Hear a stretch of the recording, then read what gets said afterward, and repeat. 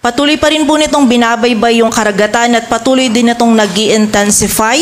Huli itong namataan sa line 360 kilometers east of Giwan Eastern Samar. So mapapansin po natin, mas papalapit na ito dito sa ating kalupaan. Taglay nito yung lakas ng hangin na 110 kilometers per hour malapit sa sentro at bugso ng hangin na umaabot sa 135 kilometers per hour. Ito'y kumikilos pa west, southwest ward sa bilis na 25 kilometers per hour.